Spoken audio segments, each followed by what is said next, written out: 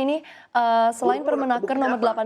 18, namun ini juga konfederasi atau serikat buruh ini kan juga meminta bahwa kenaikan UMP mereka adalah 10,55%, ini mencapai di atas 5 juta. Namun sekarang kita juga sedang menghadapi badai PHK besar-besaran ini. Bagaimana tanggapan Anda, Pak Nuryaman? Saya baru mau ke sana, nanti saya baru mau ke sana. Oleh karena itu saya mesti klarifikasi dulu bahwa selain Apindo menolak permen, buruh pun menolak permen. Buktinya buruh tidak mempergunakan permen 18, kan gitu kan, itu satu. Yang kedua, selanjutnya bahwa apakah dampak ke depan sekarang udah di mana-mana PHK, ya. Kami karyawannya kan ada yang ribuan bahkan puluhan ribu karyawan. Mesti dipikir kalau karyawannya 10 orang, 20 orang, 10 orang mungkin nggak begitu terasa. Tapi di manufaktur di padat karya itu karyawannya kan begitu jumlahnya banyak yang mesti kita pertahankan, yang mesti kita pertimbangkan. Saya sering bersuara begini, mendingan kita mempertahankan pekerja untuk bisa bekerja, bagaimana cara untuk kesejahteraan lebih tinggi, tapi nyatanya perusahaan bubar. Nah sekarang kita mau dibuktikan bahwa perusahaan sekarang udah mulai ya, teman-teman atau ibu, udah semuanya, bahwa sekarang udah gejolak luar biasa akan menghadapi gelombang PHK di mana-mana. Lihat tiap hari kita informasi di media juga bahwa terjadi hampir puluhan, ratusan, ribuan bahkan terdampak akan PHK. Ini mesti kita pertahankan. Nah, yang mempertahankan ini kan tidak bisa Apindo saja, tidak bisa pengusaha saja, tapi untuk mempertahankan bagaimana kita kelangsungan usaha. Kalau kelangsungan usaha itu tentu ada kelangsungan bekerja, tidak bisa kami sendirian, tapi harus semua unsur pemerintah, bekerja, kami, semua harus bekerja sama untuk mempertahankan perusahaan. Nah kalau kita bergelombang-gelombang untuk meningkatkan segala macam dengan berdalih kesejahteraan, tapi perusahaannya bisa tutup buat apa? Nah ini mesti kita jadi kajian untuk kita semuanya. Ya boleh-boleh saja minta untuk demi kesejahteraan, buruh dan sebagainya, tapi perusahaannya nggak ada buat apa? Tapi bagaimana kita mempertahankan ini dengan kondisi yang ada, agar kita bisa ada kelangsungan usaha, ada kelangsungan bekerja. Itu yang kami perjuangkan itu demi demi teman-teman tidak terjadi pengurangan, ya terjadi efisiensi. Nah, Baik, terima kasih resikonya kalau Pak kita Nuryaman. ya, Ya, baik. Bu Diana, sekarang saya ke Anda. Terkait dengan kenaikan yang diminta oleh Konfederasi dan juga Serikat Buruh ini mencapai 10,55%, lalu juga badai PHK, ini tanggapan dari Anda sendiri seperti apa? Apakah sudah menerima laporan-laporan mengenai keluhan badai PHK seperti ini, Bu Diana? Ya, kalau, melihat dari tuntutan pekerja, saya merasa bahwa ini jangan sampai terjadi dan perlunya ada dialog. Makanya, sebelum Dewan Pengupahan melakukan rapat, dari kami sendiri sudah memperhitungkan yang layak sebenarnya itu berapa.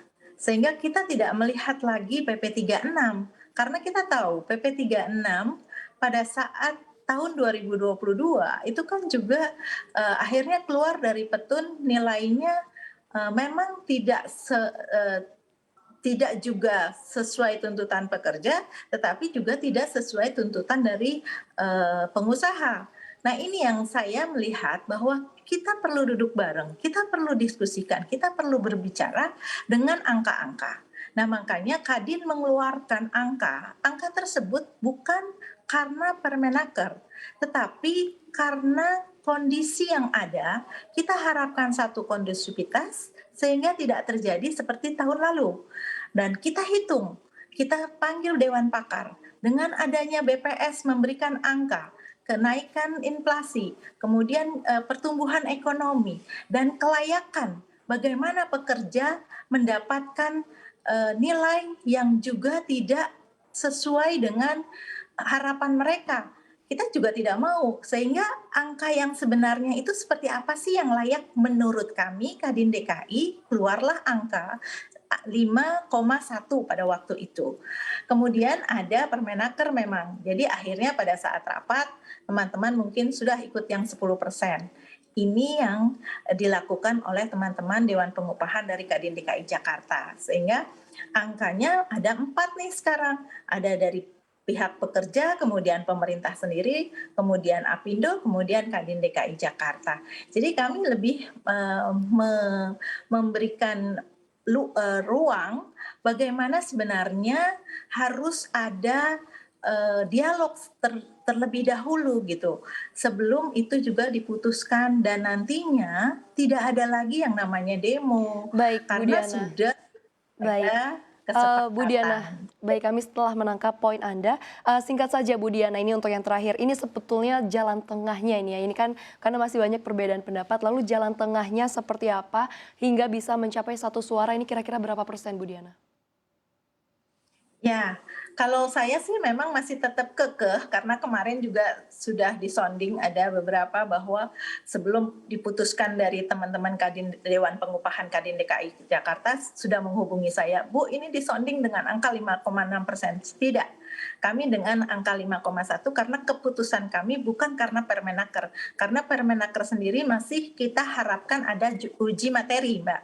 Tetapi kami hanya menghitung berdasarkan data dari teman-teman asosiasi, kemudian dari Dewan Pengupahan, kemudian Dewan Pakar. Dan inilah yang keluar angka tersebut dan kita berharap bahwa angka ini akan menjadi angka acuan kenaikan dan diterima oleh semua pihak. Dan jangan Baik. juga ada Terima yang kasih, Bu memaksakan Diana. kehendak. Bu Diana Baik. mungkin saya Terima kasih Bu sedikit Dini. ya, Saya langsung ke bahwa Pak Nuryaman saja. Pak Nuryaman, ya, singkat saja dengan angka. Kalau tadi dari oke. Kadin Saya juga ada 5,1%, koreksi kalau dari Pak Bu Nuryaman Diana ini ya. berapa persen nih Benar. Pak? Saya ada koreksi dari Bu Diana bahwa angka dari Kadin itu yang 5,11% itu adalah angka Permenaker dengan mempergunakan alfa 10. Artinya 0,1.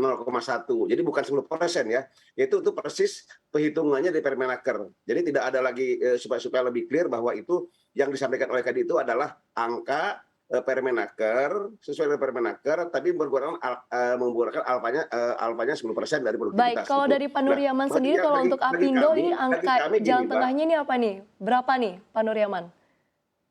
Jalan Angka untuk tengahnya jalan PP36 tengahnya. regulasi pakai taat hukum, taat asas ya. Taat asas, taat hukum. Itu aja pakai regulasi. Tetap di Oke. jalan tengahnya adalah kalau kita kan negara Indonesia. Kita ini masih NKRI, negara Indonesia, pakai aturan yang ada, pakai aturan yang benar. Gitu aja sih. Oke. Ini terus ke bagaimana kalau nggak diperintah bikin Baik, permen Pak jangan usah Nuryaman bikin. ini